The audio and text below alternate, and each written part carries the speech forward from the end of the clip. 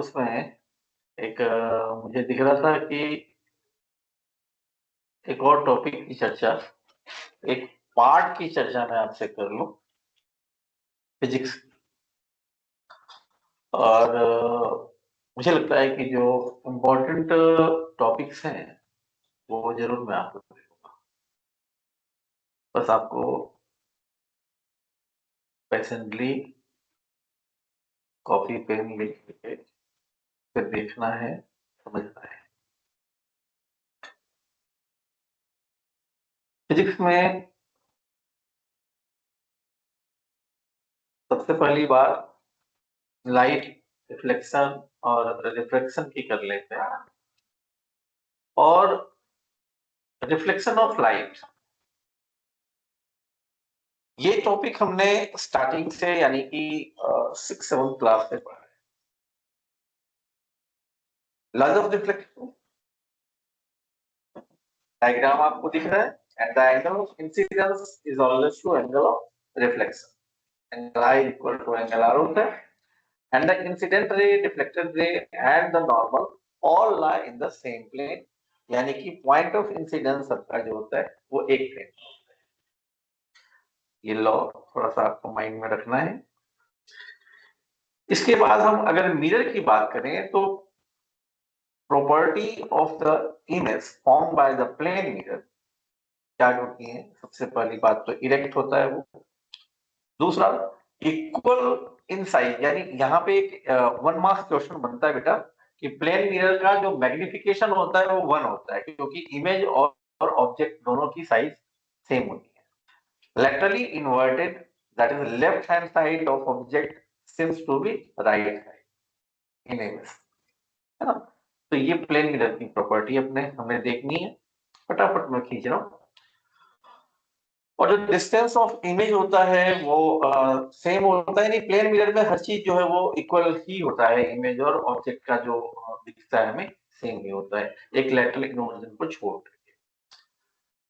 अब इसमें कुछ क्वेश्चन है वो आप कर लेंगे। Define the following terms, pole, centre of curvature, principal axis, principal focus. ये सब टर्म तो कई बार आपने भी किया है और हमने भी क्लास में करवाया है। अब ये सारी इसमें है चीजें, रिवीजन आपको करना है, मैं इसको एक्सप्लेनेशन नहीं करने जा रहा कि पोल किसे कहते हैं। बस ये बताऊंगा कि हर मेजरमेंट जो होते हैं वो पोल से होते हैं, इतना तो कम से कम अगर भूल गए हो आप तो ये याद कर लो कि जितने भी U, V, F इसकी भी वैल्यू फाइंड आउट करते हैं, न्यूमेरिकल के लिए भी इंपॉर्टेंट है, तो वो हम पोल से ही करते हैं। सेंटर ऑफ कर्वेचर C से हम डिनोट करते हैं, और फिर यहाँ पे एक फॉर्मूला हम आपको बताएं, F is equal to R upon two focal length जो है वो रेडियस ऑफ कर्वेचर का आधा होता है।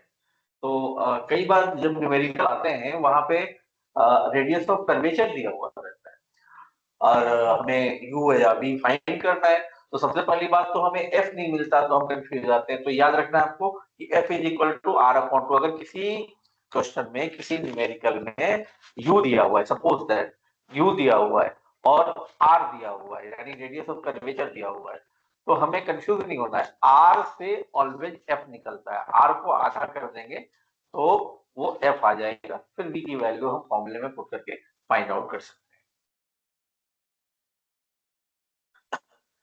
जब हम स्फेरिकल मिरर की बात करते हैं तो उसमें भी सेम ही है, प्रिंसिपल एक्सिस होना है, एपरेचर, जहां तक हमारा इमेज बनता है, जिस पार्ट तक हमारा इमेज बनता है वो एपरेचर। फोकस है, फोकल लेंथ, फिर लेंथ जब कहेंगे तो फोकस तक, पोल से लेके फोकस तक की जो दूरी होती है वो फोकल लेंथ है ना। जो किस टाइप की ये बनती है इमेज, ये आपके बुक में भी है, तो उसे थोड़ा सा आप देख लेंगे कि कब कहाँ पोजीशन रखने पे क्या बनता है। और कनकेव मिरर के यूज थोड़े इंपॉर्टेंट है, थोड़ा ध्यान से रखेंगे। सेविंग मिरर में इसका उपयोग होता है, जो हेडलाइट बनता है व्हीकल के या टॉर्चेस के उसमें यूज होता है, डेंटिस्ट यूज करते हैं। और फर्नेस या सोलर कुकर, जिसमें कि लाइट सारी जो सोलर लाइट आ रही होती है उनको एक जगह ला करके तब जो है टेम्परेचर बढ़ाया जाता है ताकि खाना बन सके अच्छे से। इसी तरह से कन्वेक्स मिरर का देखें तो convex mirror are use as rear view vehicle में। इसी में एक क्वेश्चन आ जाता है ना कि एम्बुलेंस को उल्टा क्यों लिखा लिखा जाता है, तो because as a security mirror के रूप में on roads at intersection and sharp जो टर्न्स होते हैं वहां पे इसका यूज किया है। अब देखो बेटा इसमें मिरर फॉर्मूला आपको मालूम है कि 1/f is equal to 1/u plus 1/v। अब इसमें न्यूमेरिकल पीछे अपने किया है, फिर भी थोड़ा सा मैं आपको आइडिया दे देता हूँ कि u जो है वो हमेशा निगेटिव होता है। साइन कन्वेंशन बता रहा हूँ, सिंपल, उतना पीछे नहीं जा रहा। जो u होता है यानी ऑब्जेक्ट डिस्टेंस जो होता है वो हमेशा निगेटिव लिया जाता है। फोकल लेंथ जो कन्वेक्स का होता है वो पॉजिटिव होता है और कनकेव का निगेटिव होता है, चाहे वो मिरर हो या लेंस। बाकी जो v की वैल्यू है, अगर वो इमेज जो है वो मिरर या लेंस के सामने बन रही है और पीछे बन रही है, पीछे बन रही है तो पॉजिटिव हो जाएगी, सामने बन रही है तो निगेटिव हो जाएगा। ये साइन कन्वेंशन हम यूज करते हैं। बेटा जहां तक मैग्निफिकेशन की बात है तो लीनियर मैग्निफिकेशन जो होता है वो -v/u या दूसरा फॉर्मूला h2/h1 या height of image upon height of object होता है। देखिए ये जो नीचे आप लिखे फॉर्मूले को देख रहे हैं ना, इसका बहुत यूज होता है, इसको थोड़ा सा ध्यान रखना है।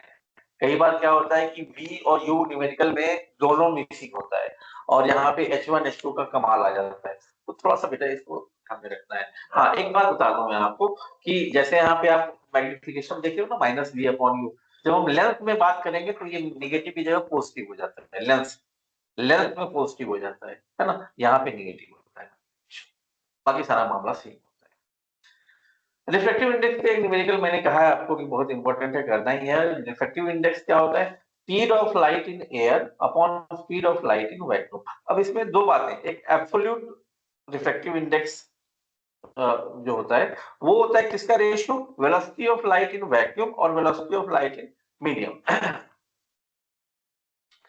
एक रिलेटिव रिफ्लेक्टिव इंडेक्स होता है। बोर्ड के क्वेश्चन में ये क्वेश्चन जो एब्सोल्यूट और रिलेटिव रिफ्लेक्टिव इंडेक्स है, ये मैंने अक्सर देखा है, तो प्लीज इस पे थोड़ा सा कंसंट्रेट आप करें, है ना।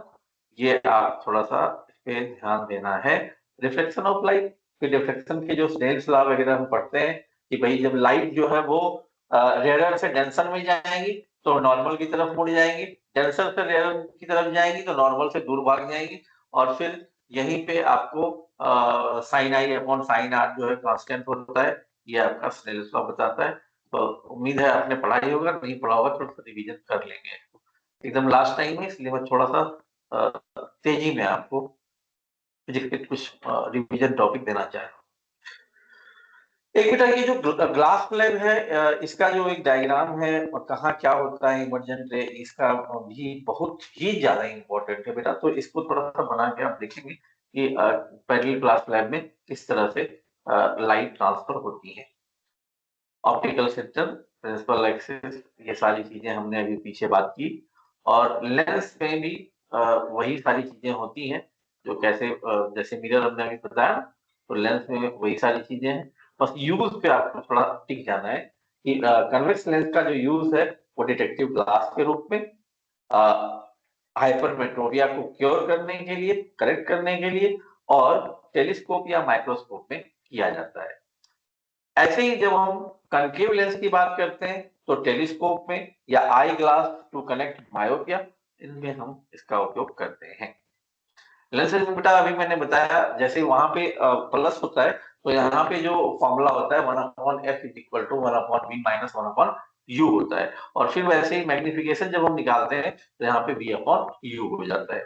बाकी सारा मामला सेम रहता है। अब जब पावर निकालते हैं बेटा, यहाँ पे एक छोटी सी बात मेरा ध्यान रखेंगे तो शायद आप कल 2 नंबर गेन कर लेंगे और बाबा की जय बोल देंगे। क्या कि पावर का formula P is equal to 1/f होता है, लेकिन f हमेशा मीटर में होना चाहिए। अगर आपके क्वेश्चन में फोकल लेंथ सेंटीमीटर दिया हुआ है तो पहले मीटर में बदल लेंगे और फिर पावर निकालेंगे। पावर की यूनिट जो होती है वो डायप्टर होती है।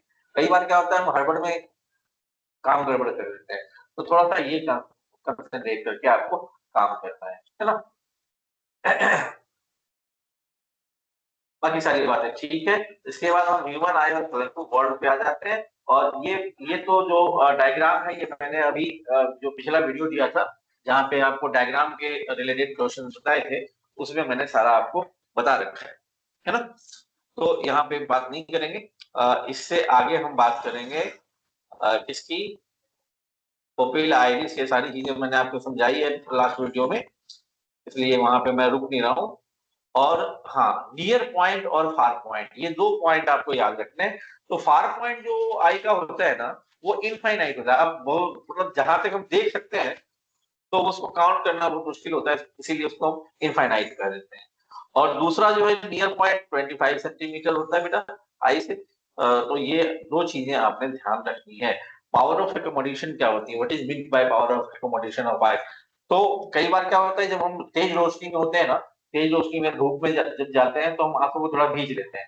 तो लाइट को एडजस्ट करने की जो हमारी कैपेसिटी होती है रेटिना की, तो उसे हम पावर ऑफ एकोमोडेशन करते हैं, है ना? ये जो प्रॉपर्टी होती है। डिफेक्ट ऑफ विजन में हमने पढ़ा बेटा मायोपिया, हाइपर, ये पिछले वीडियो में बात की है मैंने, मायोपिया, हाइपरमेट्रोपिया की, प्रेसबायोपिया, कैटरेक्ट की। तो नियर साइटनेस, फार साइटनेस, ये मैंने पिछले वीडियो में चर्चा आपसे कर ली है। इसको देख लेना है ना? ये तो मैंने आपसे चर्चा कर लिया है ऑलरेडी। ये फिजिक्स की बात हम कर रहे हैं। फिजिक्स का जो टॉपिक है वो मैंने सोचा कि थोड़ा आप लोग फिजिक्स में ज्यादा परेशान होते हो तो इसकी कार्रवाई मैंने कर ली है कि भाई थोड़ा इसमें हेल्प कर दो बच्चों का। लाइट थ्रू अ प्रिज्म, वहां अभी ग्लास स्लैब की चर्चा मैंने की थी। अब यहाँ पे प्रिज्म की भी आप एक डायग्राम थोड़ा बेटा बना के देखना है। इन दोनों में एक डायग्राम मुझे बहुत ही इंपॉर्टेंट लग रहा है कि आना ही आना है, तो इसके लिए जरूर आप बात कर लें, देख लेंगे उसमें, है ना? फिर डिस्पर्सन ऑफ व्हाइट लाइट है। अब प्रिज्म से जब व्हाइट लाइट को गुजारते हैं तो आपको मालूम है, लेकिन ये मालूम तो होता है लेकिन हम गड़बड़ क्या कर देते हैं कि ये जो विबग्योर वाला मामला है ना, ये भूल जाते हैं कि रेड ऊपर लिखना था कि वायलेट नीचे लिखना, याद रेड को ऊपर लिखना है ना? तो ये बात आपको ध्यान रखना है कि किसको हम ऊपर लिखते हैं और हम किसको नीचे लिखते हैं। और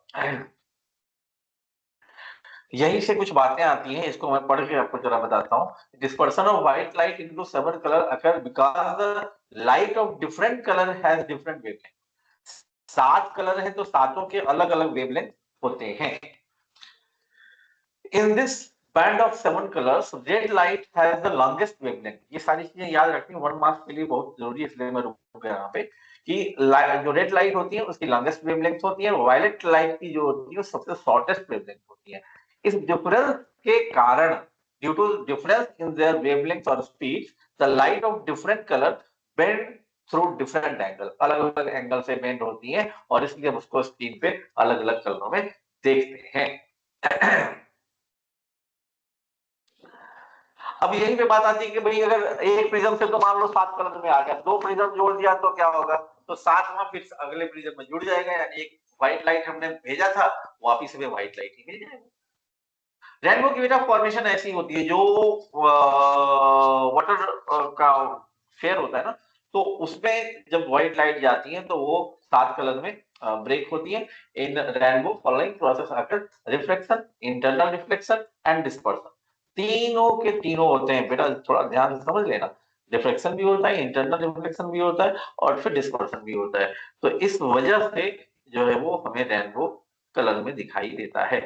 एटमॉस्फेरिक रिफ्लेक्शन में अगर हम देखें तो मैंने आपको पहले भी समझाया है कि सब कुछ लिखो जो आप समझते हो, लेकिन एटमॉस्फेरिक रिफ्लेक्शन अगर किसी का काज है, किसी का कारण है, तो उसको अंडरलाइन कर देना है।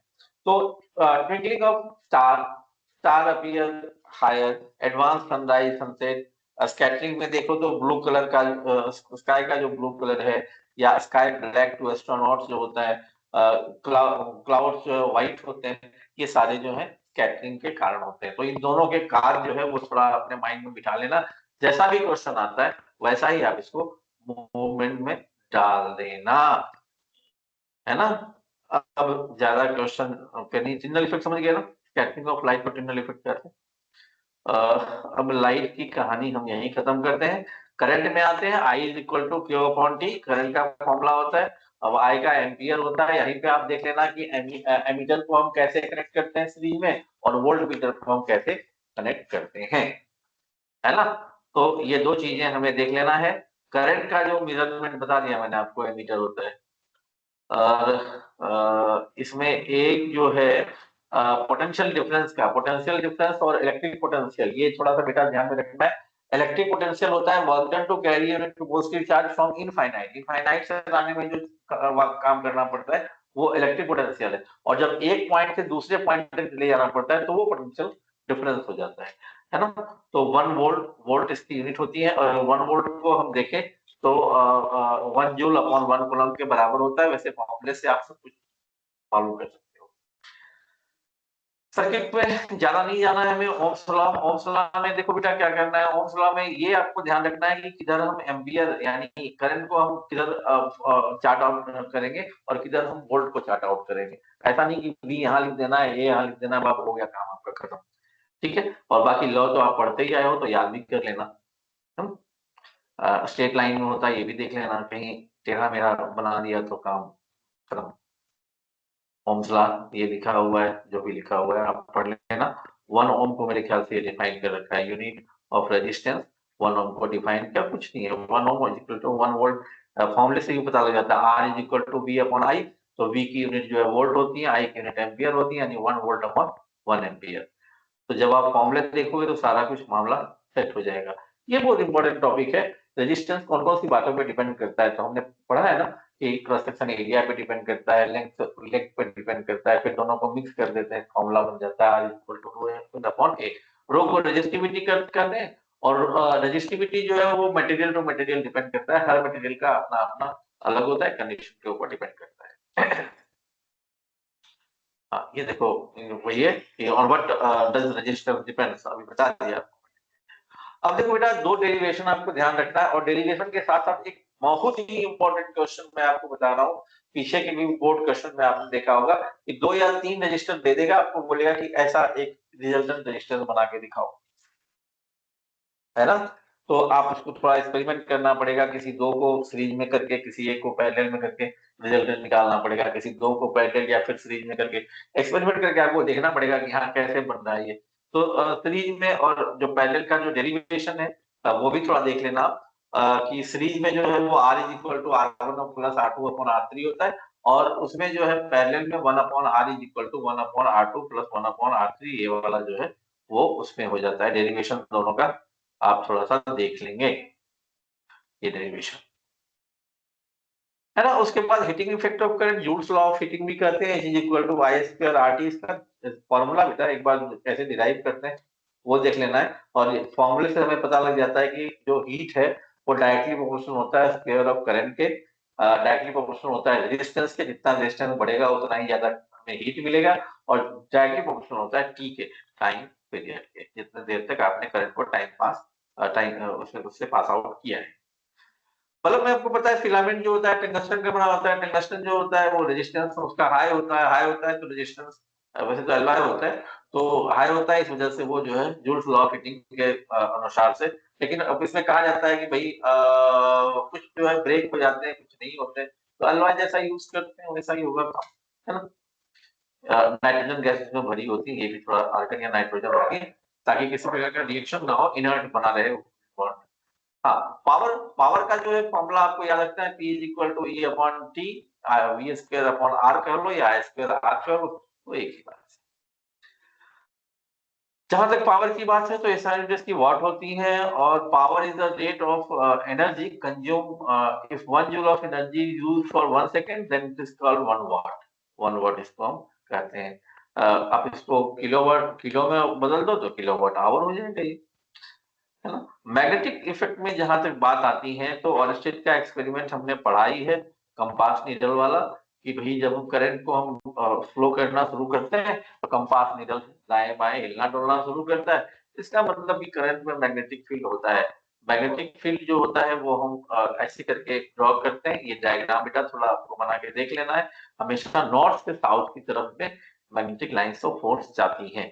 अब यहाँ पे आपको जो है प्रॉपर्टीज ऑफ मैग्नेटिक लाइंस, तो ये आपको देखना है कि all field lines are cross curve, they come out of magnet from the side of the north pole, अभी बताया मैंने, और साउथ पोल की तरफ जाते हैं ये, है ना। Inside the magnet the direction of field lines is from south pole to north pole. ये भी ध्यान रखना है आपको कि मैग्नेट के अंदर में तो साउथ से नॉर्थ में जाता है, लेकिन मैग्नेट के बाहर में नॉर्थ से साउथ जाता है। ये बहुत इंपॉर्टेंट पॉइंट है, पूछा जाता है। और मैग्नेटिज्म में टू लाइंस जो मैग्नेटिक लाइंस ऑफ फोर्स होती है, वो कभी भी अपने एक दूसरे से इंटरसेक्ट नहीं करती हैं। जहां पे मैग्नेटिक लाइंस ऑफ फोर्स ज्यादा होती हैं, डेंस होती हैं, वहां मैग्नेटिक प्रॉपर्टी ज्यादा होगी, जहां दूर दूर होती हैं वहां कम होगी, है ना। अब इसमें magnetic field due to current carrying straight wire, देखिए ऐसे इसने पकड़ रखा है। और जब हम रूल को देखते हैं तो direction of magnetic field lines of force is related with the direction of current by the right hand thumb rule. Right hand thumb rule हमने पढ़ा है। और यहाँ पे जो है रूल लिखा हुआ है, आपके बुक में भी लिखा हुआ है, तो रूल को थोड़ा आपको ध्यान रखना है, याद भी करना पड़ेगा। सर्कुलर कॉइल में अगर हम देखते हैं तो ये डायग्राम भी आपको बना के बिल्कुल अच्छे से प्रैक्टिस कर लेना है कि सर्कुलर कॉइल में अगर हम देखें तो इस तरह से वहां पे बनता है, डायरेक्शन ऑफ मैग्नेटिक फील्ड जो है इस टाइप में होता है। And A coil of many turns of the wire wrapped in the shape of solid that is called solenoid, उसको सोलेनॉइड कहते हैं। अगर वो देखा है ना आपने मोटर वगैरह में जो बाइंडिंग की होती है वायर की, सोलेनॉइड होता है वो।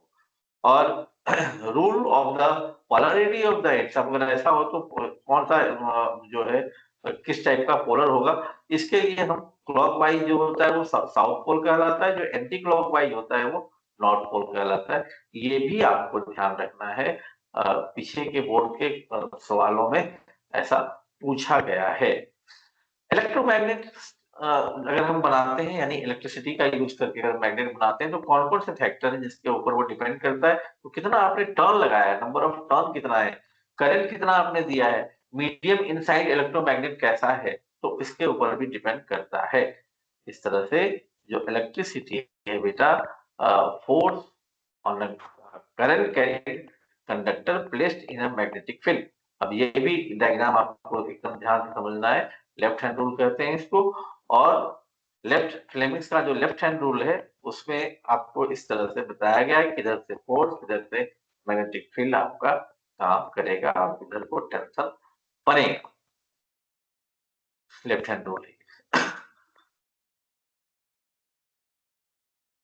इसके बाद तो ये डोमेस्टिक इलेक्ट्रिक सर्किट है। इसमें मेन रूप से फ्यूज के बारे में जरूर आप पढ़ लेंगे। और एक कलर जो होता है ना रेड वायर का, जो है वो लाइव वायर पॉजिटिव वायर कहते हैं, ब्लैक वायर जो न्यूट्रल होता है, और ग्रीन वायर जो है वो अर्थिंग होता है। ओवरलोडिंग अगर आ जाएगा यानी कि उसको शॉर्ट सर्किटिंग कहते हैं, उस वहां पे जो है शॉर्ट सर्किटिंग से बचाने के लिए फ्यूज का उपयोग किया जाता है। Fuse wire use to protect circuit due to short circuiting और overloading and based on joules heating effect and made up of SN3 या लेड का जो अलॉय है उससे बना हुआ होता है। और उसमें लो मेल्टिंग पॉइंट होता है, मेल्टिंग पॉइंट कम होता है ताकि जल्दी पिघल के वो फ्यूज खत्म हो जाए, ताकि हमारा इक्विपमेंट, घर के सामान, इलेक्ट्रिक सामान बच जाए। बेटा मैंने आपको फिजिक्स के जो इम्पोर्टेंट टॉपिक हैं वो फटाफट मैंने खत्म करने की कोशिश की है, और मुझे उम्मीद है कि आपको यहीं से सारा मामला दिखेगा, है ना। तो मेरी इस छोटी सी कोशिश के लिए अ, कोशिश थी मेरी कि आपको आपका थोड़ा हेल्प कर पाऊँ मैं, और वो किया हमने। आपके एग्ज़ाम के लिए बहुत-बहुत शुभकामनाएँ, बेस्ट ऑफ लक। और उम्मीद है मेरे प्यारे बच्चे बहुत अच्छा करेंगे। यही शुभकामनाओं के साथ आज के लिए अलविदा।